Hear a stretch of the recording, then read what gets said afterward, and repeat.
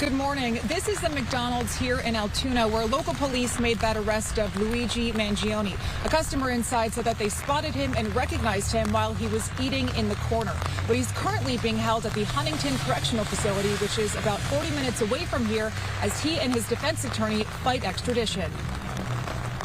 I'm a lawyer. That's why we're fighting extradition. We have constitutional rights, and that's what we're doing. Thomas Dickey is challenging extradition to New York City for his client, Luigi Mangione, who is accused of killing UnitedHealthcare CEO Brian Thompson in Midtown Manhattan last week. Dickey claims there isn't enough evidence for his client to be held without bail. You can't rush to judgment in this case or any case, because any one of you all, if you're charged with a crime or any of your family members or loved ones, you don't want anybody rushing to those judgments. So if you believe in America and that presumption of innocence, then you cannot rush to judgment. With his arms and legs shackled, Mangione had an outburst as he was escorted into Blair County Courthouse for his extradition hearing on Tuesday. Completely out of touch and an insult to the intelligence of the American people and its lived experience. Mangione was spotted in this Altoona McDonald's on Monday, eating what appears to be a hash brown when police approached him. Investigators say on him was a laptop, masks, $10,000 cash, the same New Jersey fake ID he used at the Upper West Side hostel, and a gun consistent with the weapon used in the shooting. This customer says his friend was the one who notified a McDonald's employee. He made a comment, "God, that looks like the shooter from New York," but I thought he was, the group of us, I thought it was more of a joke, and we were kidding about it, but then as it turned out, it was him. As the Manhattan District Attorney's Office has put out an arrest warrant for Mangione for murder and other charges, the Blair County charges are still active. We also intend on cooperating with the New York City Police Department and the Manhattan DA's office. We've already indicated to them that we believe their charges take precedent, and we'll do what's necessary to accommodate their prosecution first. But that doesn't mean we're getting rid of our charges. And while in court yesterday for his hearing, Mangione was restless. He interrupted his defense attorney, who turned to him and said, quote, "Don't say a word." Now, they have 2 weeks to file a formal application to fight against extradition, but it could take up to 45 days to extradite him back to New York. We're live in Altoona, Pennsylvania. Michelle Ross, back to you. Michelle Ross there with Fox 5 New York. Michelle, thank you so much for joining our show to give us the very latest information. I hope you enjoy and have a safe rest of your day. Thank you. Take care. Thank you.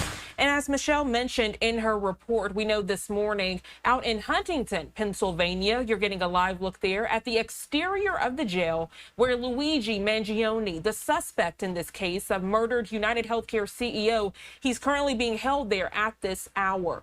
We know Mangione's attorneys had some very candid remarks to share with the media. I want to play those for you now.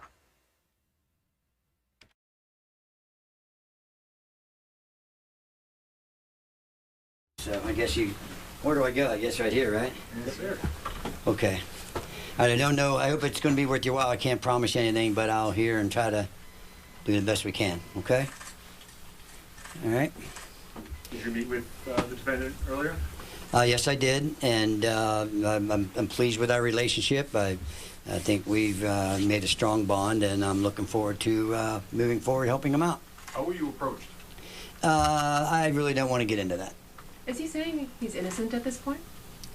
He has indicated pleas of not guilty. The only charges that we've seen thus far have been the ones here in Pennsylvania, and we have pled not guilty to those charges. And we'll What's his state of mind? I really can't get into that. That's too speculative. I'm not going to get into that. And I'm sorry, I couldn't hear from here. You said he has said he's innocent so far?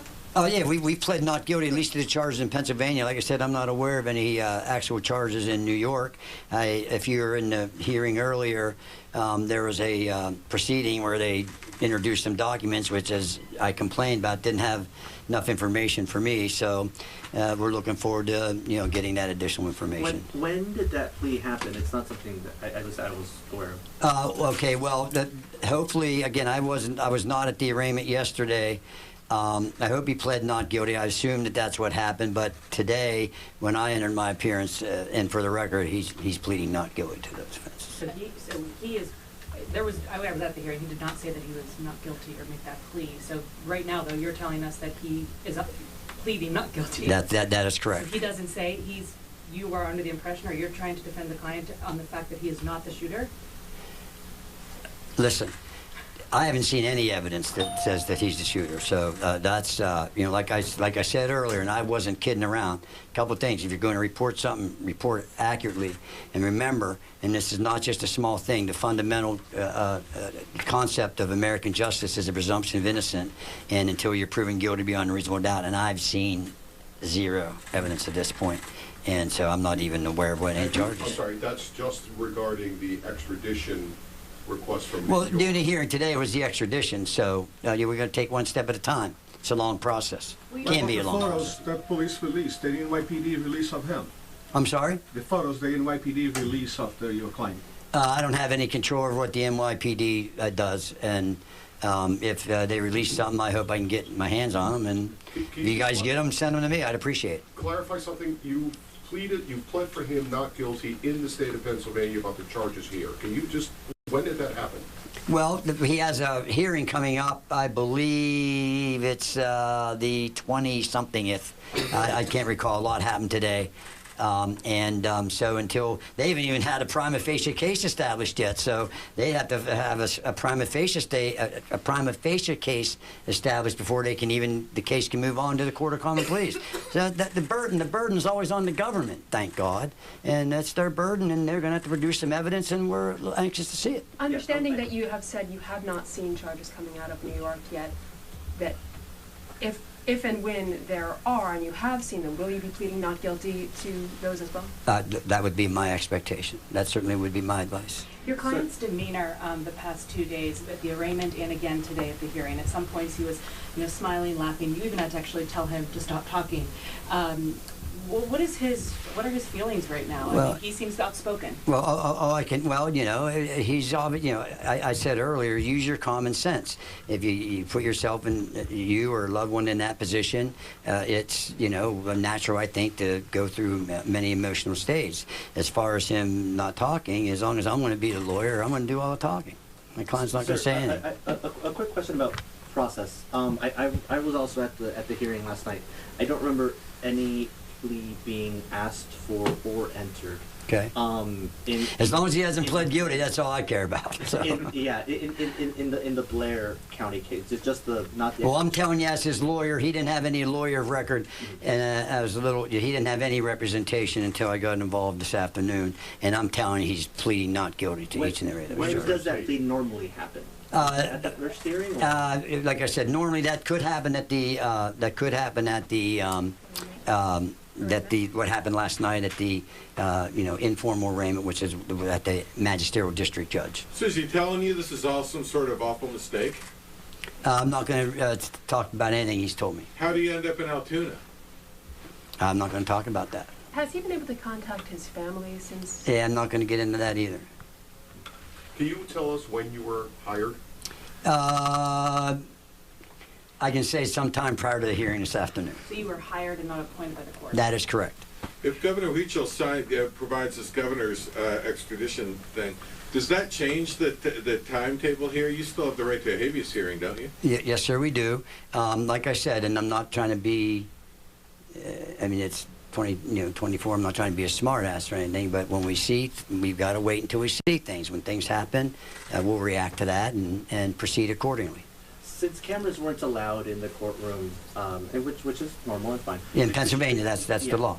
Would you be able to give us a summary of what it is that happened in the courtroom today? Yeah, today is basically what it was, and it happened fast. There was an extradition hearing scheduled. I found out about that about an hour or so before the hearing, and the initial thing is a person can waive extradition.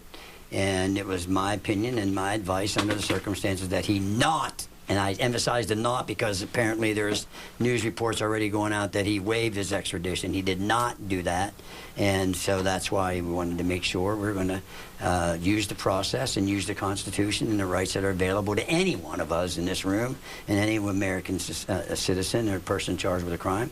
So we're going to move forward. You argue that he should not be eligible for, that he should be eligible for bail, excuse me. Yes, ma'am. Talk about some of those reasons. Yeah, so in Pennsylvania, the Constitution says that all crimes are generally a bailable offense. Bailable offense means you have to set some form of bail. The exception to that is if it's a capital case, which means the Commonwealth or the government is looking for the death penalty. And I'm proud to say I am one of the few attorneys in Pennsylvania that's qualified to do death penalty cases. But those which this is not a capital case, knock on wood at least that I'm aware of it right now, or if a first degree murder, which carries in Pennsylvania life without parole. If the charge which you're faced with is life without parole, then you're not eligible for bail. Since the crime, at least what was set forth by the district attorney, was alleged to be a second degree murder, that's not life without parole. So I believe that bail should have been set. But you also talked about like a home monitoring system was a possibility. His lack of prior criminal history. I mean, you really feel that your client should be out in the public. You do not feel that he's a threat to the community. Yeah, now you got to understand, when you set bail, the judge could set $1 million bail. It could be $5 million bail, but damn it, you get bail. That's what you do. And like I said, anytime you look at the criminal justice system, pretend you're that one in that spotlight. You're going to want to be out. And, so yeah, I think he was entitled to bail. And the judge makes it $100 million or $10 billion or $100,000, he's entitled to bail. But to simply say no bail, in all due respect to a judge, I believe bail should have been set. During the hearing yesterday, he implied that some of the cash that was found on him was planted or he didn't know what it was to do with. Can you speak to that at all? I can't because I wasn't at that proceeding. Is your client being held in solitary confinement? I can't comment on that. I do not know. What is the procedure in the next couple of days? What are you going to do? What is going to happen? I'm not going to get into a lot of detail. I do have some things planned, but I can't get into that because I don't think that's what attorneys do. So are there any other court proceedings in the next day or two? Not that I'm aware of. I hope that since I'm the attorney of record, that they let me know about it. Earlier today, you talked about the masks possibly being related to coronavirus. Could you elaborate on that? Well, I don't know where you all are from, but I still see people wearing masks. They say numerous masks. A lot of times when you buy masks, you got to buy them. They don't. I guess you can buy them individually, but every time I bought them, they come in boxes. So I don't know. All I can tell you is that's not a crime. It's not a crime. Did your client indicate to you that the reason for the masks was because of the COVID? I would not ever indicate anything that he indicated to me. What's I can't get into that. like? Is he worried? Well, I'm not going to speculate on that, but like I said, use your common sense. If you were in a jail or confined in a state where supposedly there's rumors going around you're going to be charged with murder, use your common sense. What can you tell us about your client? What's that? What can you tell us about your client? Probably not a whole lot. What were your first impressions of him whenever you met with him or spoke with him for the first time? I'm not like the airplane movie said, hey, give us your impression. And the guy says, I don't do impressions. So I wasn't looking for impressions. What I was trying to do was form a bond with my client. I want him to trust me, and I want him to be confident that I'm here for him. And I feel that I'm very pleased how that went. How's his mental and his physical health? Excuse me, ladies first. I'm sorry. How is both his mental and his physical health? Online, he appeared to frequently discuss a spine injury he may have had, and do you think that could have contributed to some sort of mental breakdown? I'm an attorney. I'm not a physician. I would only be speculating. I'm not going to do that. What's the benefit of not waiving the extradition and going to New York and having a hearing? There's a lot of benefits to that. It would take too long for me to get into all that. We're testing the process. I haven't seen anything. I have not seen one scintilla, one speck, one drop of any evidence yet. So it's what I decided. I think that was in our best interest to do today. Can you clarify if you will plead not guilty to the murder charge? Well, from what I've seen up to this point, he hasn't been charged with that, okay? He hasn't been charged with that. But if, in fact, he would be charged with that, I would anticipate, again, I don't really want to speculate, but if, in fact, that would happen, I would just anticipate a plea of not guilty. Are you able to represent him in New York for the homicide charge? If that would happen, that could be a possibility. Will you accept public donations from those seeking to fund his defense? I don't know. How long will you be fighting the extradition? As long as it takes to do it effectively and competently. So, just to confirm, you are also barred in New York? No, but you can get admitted because I've been doing this for 41 years. You can get admitted there. So, but like I said, I don't want to speculate about anything. If that opportunity would present itself and that would come out, I certainly would consider it. Why did your client come to Altoona? I'm not going to get into that. Do you have any ties to here? Or Not going to comment on that. Could you comment on what type of money the foreign currency was? The what? What type of No, ma'am, I could not because, again, I wasn't there. I haven't seen anything yet. I don't like to go by what in all due respect to you folks, what I hear in the press. So now that I'm on board, I'm going to find out. Would you talk to him about it in New York? Again, I'm not going to get into what my client and I talk about. Have you spoken to his family? Not going to get into anything about that. Are you going to follow any motions of any sort anytime soon? I anticipate doing that. Did you object to him going up to SCI Huntington? Should he be here in the Blair County lockup? That's an administrative thing. That's at the bottom of my priority list right now. As long as he's safe and all that stuff, and I'll deal with that. Watch? Pardon me? He's on the suicide watch? I don't know that, and even if I did, I wouldn't comment on it. Taking a step back. Because they do that a lot of times in some institutions, just as a matter of procedure. Sir, can you just repeat? I'm sorry, folks are watching this all over the country and they're having questions. Is that why all your cameras are here? Can you just help us understand what do you expect him not to plead guilty to? Is this the murder charge or the charges in Pennsylvania? If you charge a person, if the government charges a person with a crime, they have to prove that, okay? And they have to have some evidence, all right? So, we got it. Like I said, you can look on this table, and here's all the evidence I have right here, guys. Zoom in. I suppose you want to. Nothing. I've seen nothing. I have nothing, and we'll get that, and we'll take it. What is he pleading not guilty to? What charges? Both? Every charge, every charge. Every charge, soup to nuts. Every charge. What about the money? But what money? It was $8,000 that was followed him. I'm not commenting on that. Again, like I said, I don't know anything about money other than what I've heard from you guys, and I will get to the bottom of that and figure that out. Taking a step back for a second, but stay close to the mics. Okay, sorry. When you saw news of the shooting last week that the CEO of UnitedHealth had been gunned down in the streets of Manhattan, what did you personally think? What was your reaction? I'm a lawyer. I'm a criminal defense lawyer. I don't have a whole lot of time to watch news. I just look at glances, and I won't comment on that. When did you hear of it? I can't even remember. Have you done any investigation yet? I'm just really kind of basically got in this thing today, so I'm going to be doing some of that. Can you clarify who hired you? No, I cannot. I will not. I can, but I will not. Are you aware of the statement the defendant made when he was being escorted to the courthouse today? Well, I've heard some different versions of that. So I need to see what that statement was and all that stuff. But hopefully there won't be any more of that. Your visits will be up there in Huntington? I do not know. Sometimes I can get the court to arrange for him, for not just him, for a client to be transported back to Blair County. We understand that there have been some threats made to local restaurants, local establishments, even the local police and their building. Have you in your office, your staff here, received any threats of that kind? No, I hope not, but no, I'm not aware of any. I heard that just, I don't even know where I heard that in the last half hour on my way back to my office, but I don't know. I think what I did in leaving, I think I saw some transcription of District Attorney Weeks' press conference. He mentioned something about people being threatened. I hope not. I mean, that's not what we should be doing as Americans.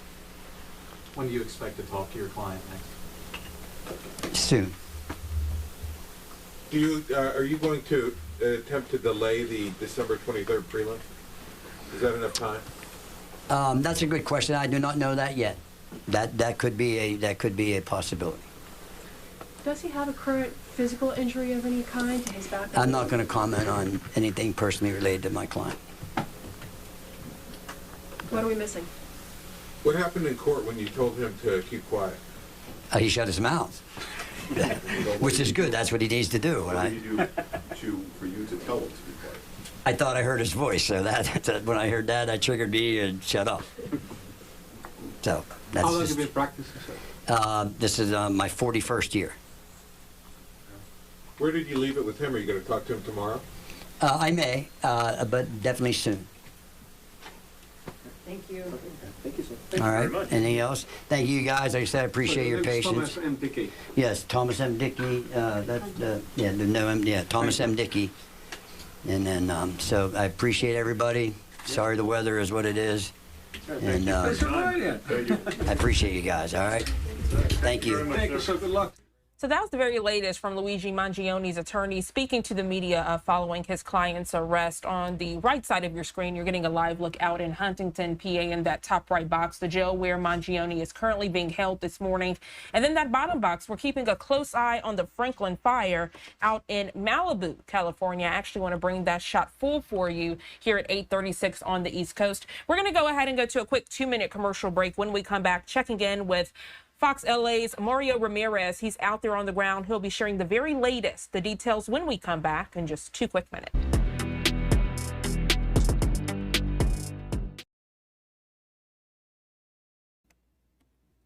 Welcome back to Live Now from Fox, giving you a live look aerial view as about 20,000 people in Malibu remain under evacuation orders and warnings. Fox 11 LA's Mario Ramirez joining us live this morning. He's live in Malibu with the latest on evacuation efforts. Mario, good morning to you. Gina, good morning. Homes are still threatened. Right now, we're along a stretch of the Pacific Coast Highway, this famous stretch of coastal freeway here. And on one side of us, we can hear the waves crashing at Dan Blocker Beach. And on the other side of the road, you can see the hillsides here are illuminated with flames from the Franklin fire. This is now day 2 of the fire, which has now reached over 3,800 acres as those flames spread through part of Corral Canyon Park this morning here in Malibu. Overnight, we can tell you those flames continue to spread, driven by strong Santa Ana winds and gusts up to 50 miles per hour. And as that fire was pushed towards the ocean near Corral Canyon, LA County Sheriff's deputies, they started evacuating residents at the nearby Malibu RV Park. This was around midnight last night, rushing people out of the area and away from the fire's path. This all began late Monday night in a Malibu Canyon area where dry brush rapidly spread those flames, and that triggered mandatory evacuations, which are still in place for roughly 6,000 residents here in Malibu, with more under evacuation warnings. Now, fire officials say roughly 1,500 crews have been battling the fire, with 13 state, local, and federal aircraft assisting. We've seen those drops here this morning continuing, and one of the biggest challenges for firefighters has been the terrain where these flames are spreading. As of late last night, over 20,000 residents were under evacuation orders or warnings.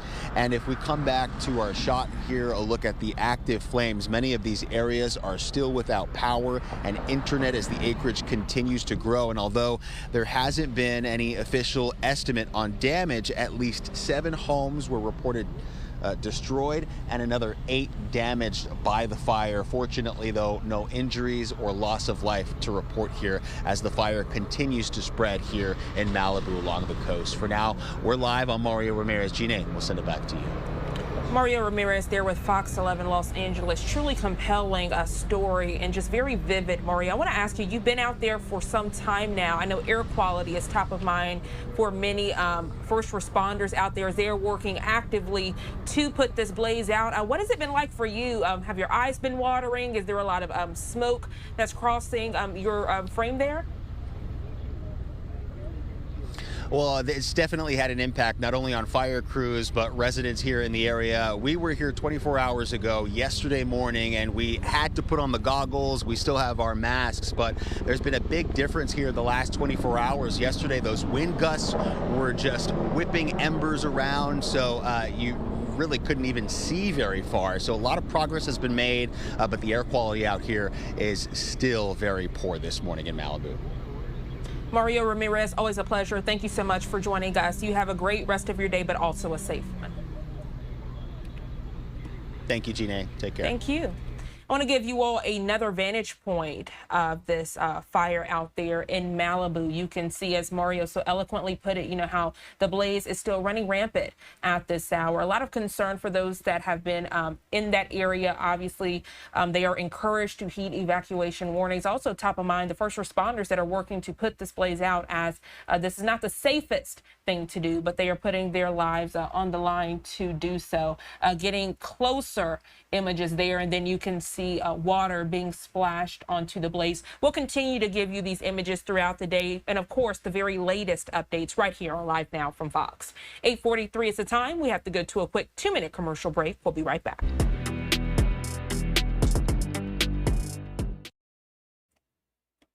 Welcome back to Live Now from Fox. I'm Jeanne Francine. Staying on top of your breaking news alerts this hour, this one takes us out to the Middle East. You're getting a live look there at that border crossing with Syria and Lebanon. The question many people have this morning is what happens now in Syria following the demise of the Assad regime. The United Nations urging calm as the country navigates this new beginning. Fox News correspondent Alex Hogan joining us from Tel Aviv, Israel, with the latest on this developing situation.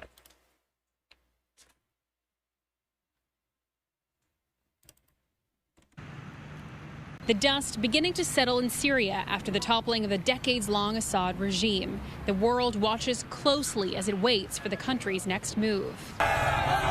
The United Nations envoy for Syria says the coalition of groups that drove out President Bashar al-Assad have been sending messages about national unity and inclusiveness. However, they note that HTS, the strongest of the coalition, is still designated as a terror group.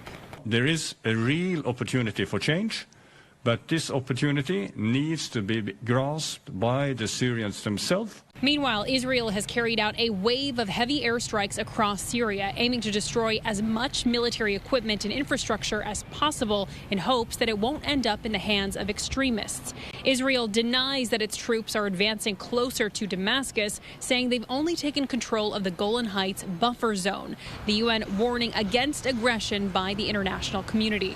Extremely important that we don't see any action from any international actor that destroys the possibility for this transformation in Syria to take place. And the U.S. is sending its top hostage negotiator back to the region in hopes of locating American journalist and veteran Austin Tice, who disappeared 12 years ago at the checkpoint outside Damascus. The U.S. government believes he is alive. We will not rest until he is returned home safely to his loved ones. Syria has publicly denied holding Austin Tice. In Tel Aviv, Israel, Alex Hogan, Fox News. Alex, thank you so much for that detailed update. And again, giving you a live look there here at 8:47 on the East Coast, there along the Syria-Lebanon crossing. Now, we'll tell you at this hour, we're also keeping a close eye on the very latest as it relates to Israeli Prime Minister Benjamin Netanyahu, giving you a live look outside of a Tel Aviv court in Israel, where the Israeli Prime Minister is facing that corruption trial. He has not spoken to the media, but we do know Netanyahu took the witness stand Tuesday for the first time in his long-running trial on corruption charges. Of course, as we get more information in, you'll get that right here on Live Now from Fox. We're going to go ahead and take our final 2-minute commercial break of the hour. When we come back, a live event as relates to Middle East conflict, checking in with the Israeli government out in Tel Aviv, Israel.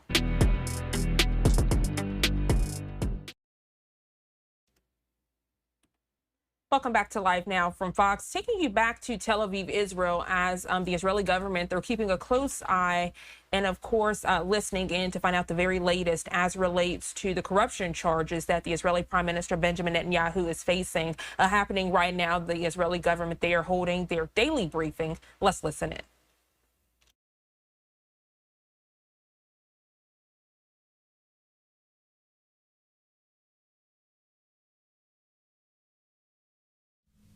Good afternoon, ladies and gentlemen. Shalom. I'm David Mensa, Israeli government spokesman for the National Public Diplomacy Directorate in the Office of the Prime Minister. This Wednesday, the 11th of December, day 432 of the October 7th war. Just a couple of points from me. Please put your questions in the chat. Some of you have already, together with your news outlet, and we'll get to each one of them. Just a couple of points to start off with. Firstly, it is my tragic duty to share with you the names of the fallen amongst Israel's armed forces since our last briefing. 816 soldiers have fallen. Staff Sergeant Barak Daniel Halpern was just 19 years old, and from Kiryat Ono he fell in battle in northern Gaza. Sergeant Omri Cohen was 19 years old, and from Ashdod, he too fell in battle in northern Gaza, as did First Sergeant Ido Zano, who was just 20 years old, and from Yehud, he was a combat medic. The Prime Minister expressed the condolences of the nation to the families of these heroic defenders of our country. The immense pain of these families and the families of all those who have fallen in our war of redemption is our pain. Together with the entire nation, he said, we embrace you from the depths of our heart. We are in an existential war that was forced upon us, in which we are defeating our enemies step by step. This is the testament to our fallen heroes, and this is the realization of the mighty spirit of the generation of victory. May the memories of our heroes be blessed and be in our hearts forever.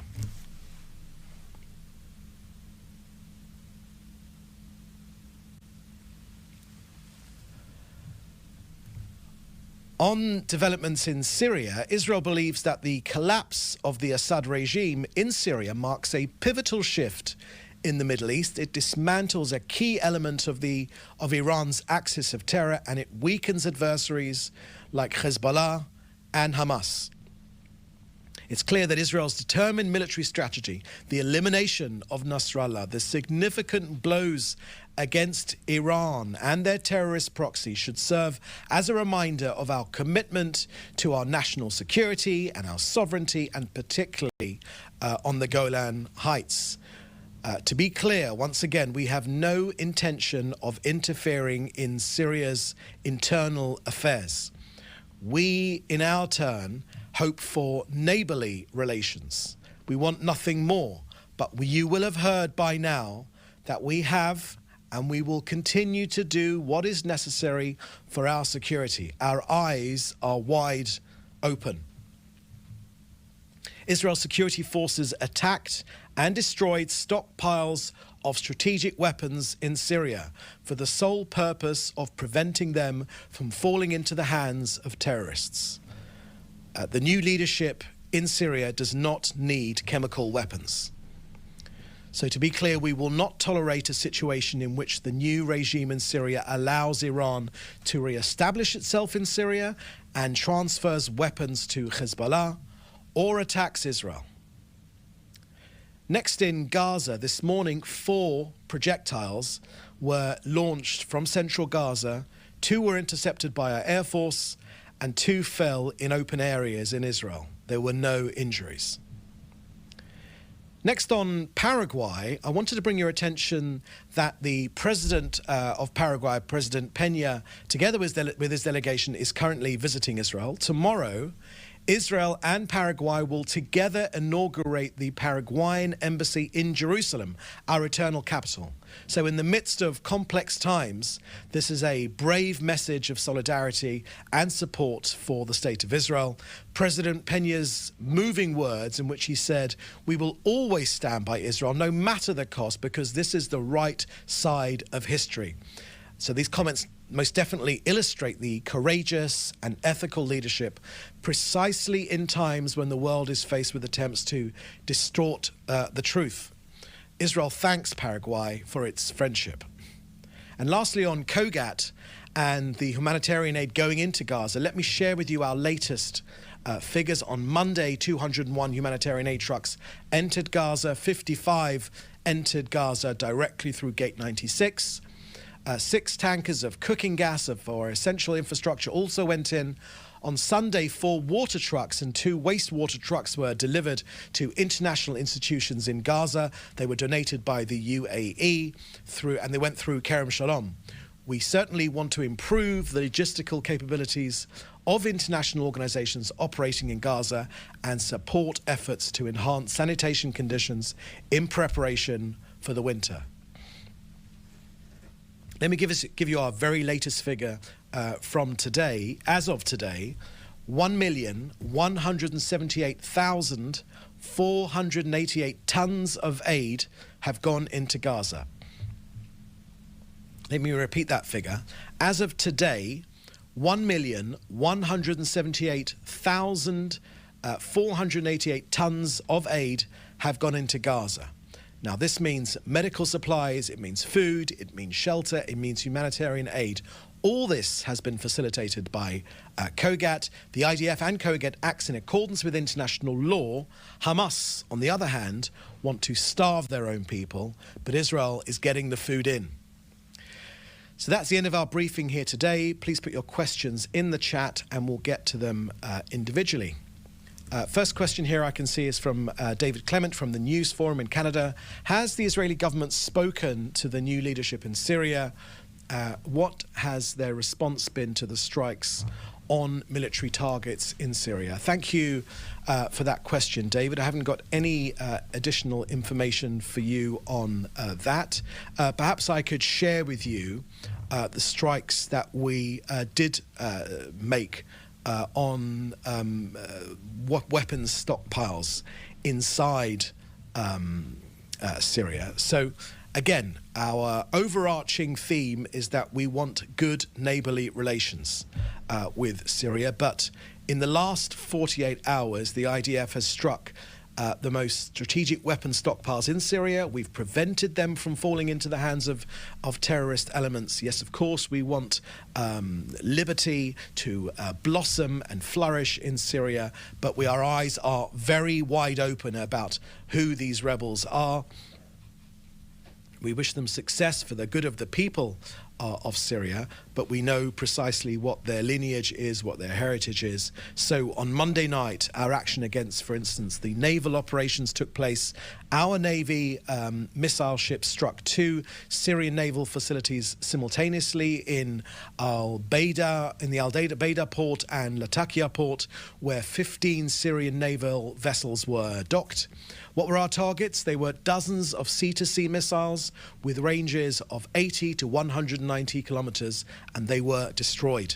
We've taken those pieces off the chessboard. Each missile carried significant explosive payloads, posing threats to civilian and military maritime vessels in our area. Our Air Force and manned aircraft flew hundreds of hours over Syrian airspace.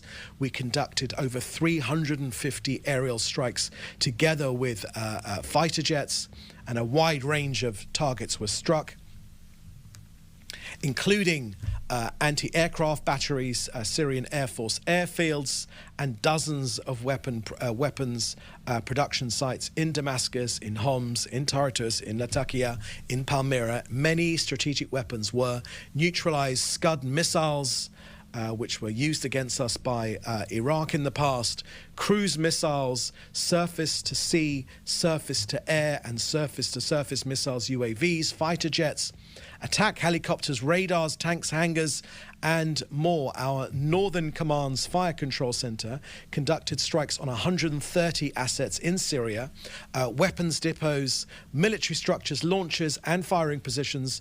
None of these weapons need to be in the hands of jihadists. And the Prime Minister made a point yesterday that this is precisely what the British Air Force did when it bombed the fleet of the Vichy regime in the early 1940s, which was cooperating with the Nazis.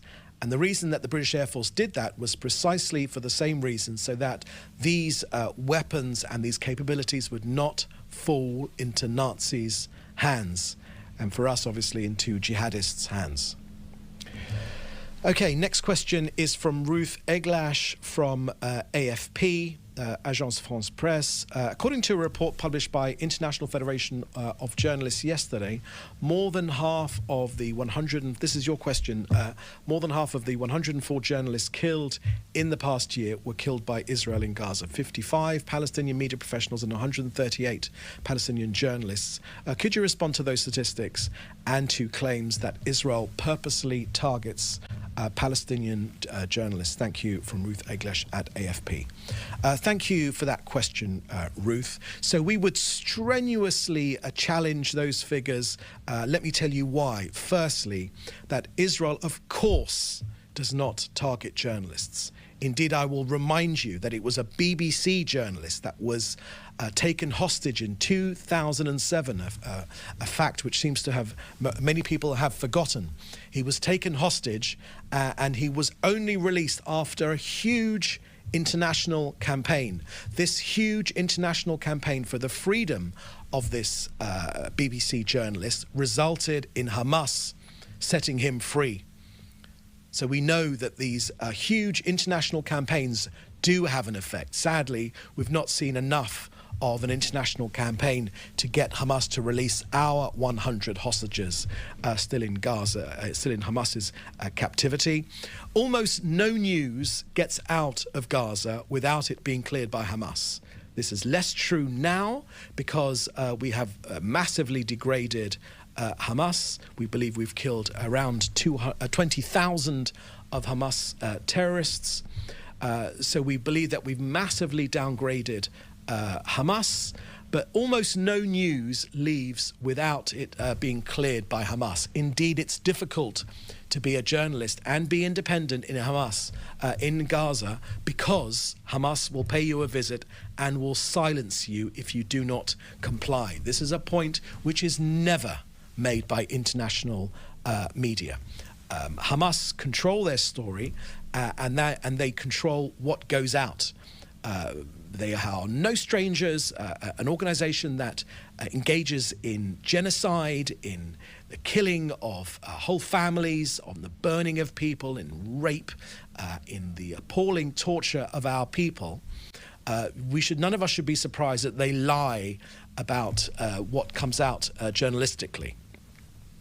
None of those figures look correct. Another element, of course, is that many of these so-called journalists on this list, which you quote, Ruth, are actually Hamas operatives. We have provided the international community with lots of evidence. Not only are there photos of journalists or so-called pseudo-journalists inside Gaza hugging Sinwar, the dastardly leader of Hamas, embracing him, or of journalists, including journalists which are employed by Reuters and other major news agencies, including those journalists who have praised Hamas's murder against our people and have praised Hamas's tactics. So none of us should be surprised that these are, we don't believe these figures are correct.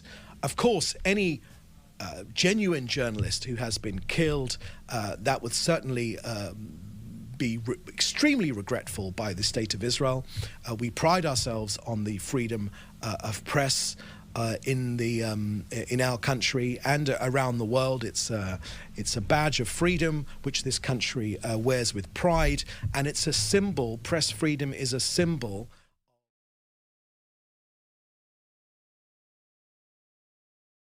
value here in Israel.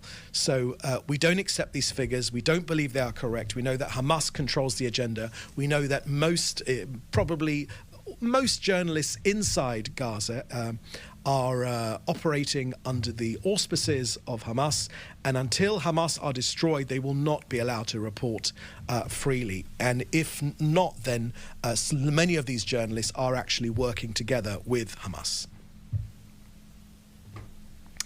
Next question here is from Howard Goller from Reuters, and your question, Howard, is that Israeli Foreign Minister Gideon Saar voiced optimism this week about a possible ceasefire hostage deal soon. What reasons are there for greater optimism today? And then you ask, how much of a difference does it make that Biden administration and Trump team are working together on this? And when tomorrow is Jake Sullivan seeing the Prime Minister? Okay, let me deal with those questions one by one. The first part of your question is optimism about a hostage release deal soon. Well, Howard, thank you very much for that question. The first thing I want to share with you is that we have, as a rule, not been negotiating from this podium, but I can share with you reasons for optimism. And they are simply this, that Iran has been exposed. They have been weakened. We know that Hamas has been greatly, their strength has been greatly reduced. We know that the Bashar Assad regime has fallen in Syria. We know that Hezbollah has been set back decades and their military capabilities have been greatly diminished. So the axis of evil which was surrounding this country has been greatly diminished. As a result, Howard, Hamas are eviscerated, and this means that they are isolated. Hamas are isolated. So, look, from October the 7th, we have wanted to get a hostage deal.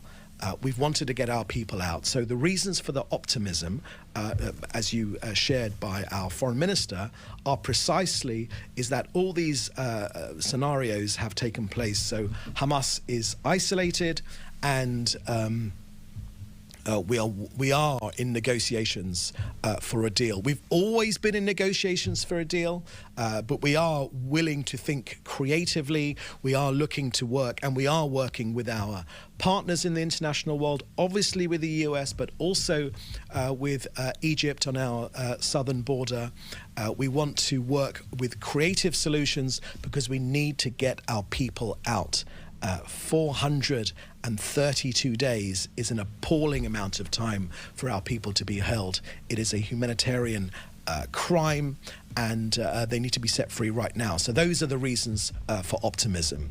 Hamas is isolated, and that's why we are hopefully moving towards what we hope will be a deal. The proviso I would give you, Howard, is that at every single moment when we have been close, it has been Hamas which has walked away. The Americans have made that clear many, many times. Hamas have walked away. But we want a better future for Gazans. A Gaza free of Hamas is a Gaza which can be a place where our moderate Arab allies in this region can work together with us to provide a better future for Gazans people. A Gaza free of Hamas. Okay. Next question you asked was, how much of a difference does it make that Biden administration and Trump team are working together with on this? Look, the Prime Minister made very clear that he thanked President Trump for his forthright words when it comes to the releasing our hostages, getting them released. And of course, the Prime Minister's also made extremely clear the appreciation which we have in this country to the Biden administration for all their work in trying to get the hostages out. It is unfortunately Hamas which is holding them, and Hamas which refuses to set them free, and Hamas which have walked away from every single deal. We hope that changes now. We, on Israel's point of view, are willing to be creative about how to get our people out, and we will certainly do everything. We will leave no stone unturned to get our people home as soon as possible. Time is of the essence.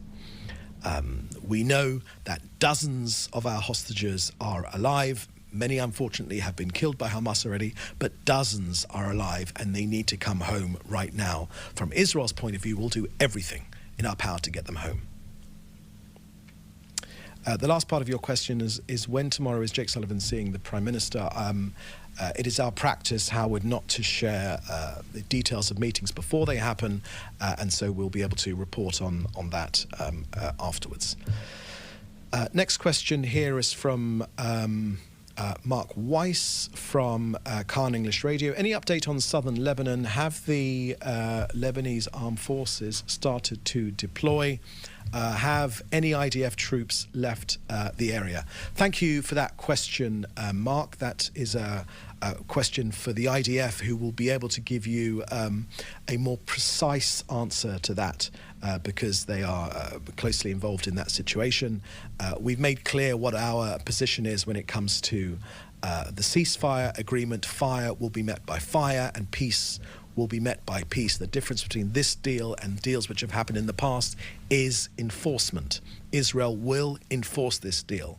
When Hezbollah seek to enter areas where they should not be, when they fire at us, when they threaten our forces or our country, we will attack them.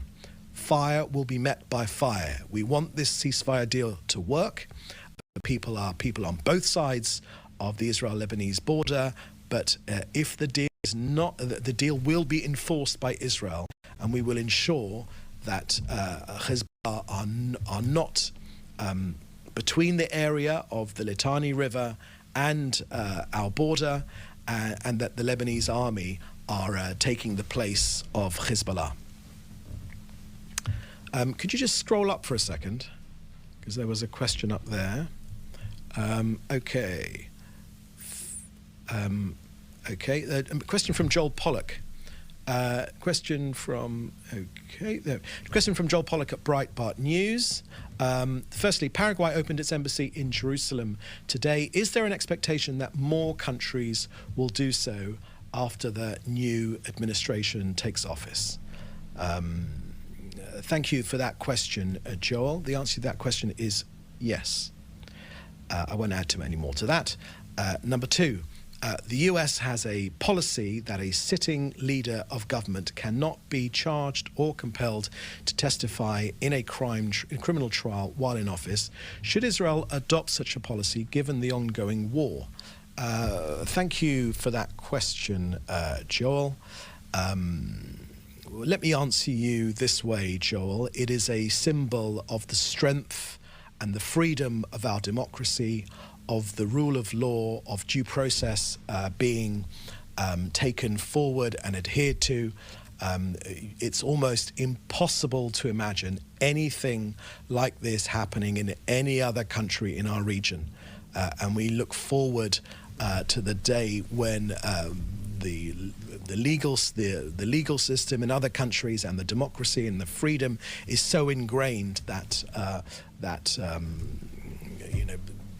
these sorts of things can happen in other countries. So it's a strength of our democracy. The Prime Minister has made his views on this issue abundantly clear, as his legal team, and that's about as much as I'm going to say on that. The third part of your question is the story of Hanukkah, says Joel Pollock at Breitbart News, involved a victory over the Syrian Greeks. Given the holiday season, is Israel drawing parallels to the current situation in Syria? Thank you for that question, Joel. It's true that this year Hanukkah and Christmas do coincide. The story of Hanukkah is exactly as you say, the triumph of good over evil. It's a triumph of religious freedom. As you say, the forces against the Jewish people sought to wipe out our people and our adherence and to our traditions. They did not manage, and the mighty Maccabees were able to rededicate the temple in Jerusalem, and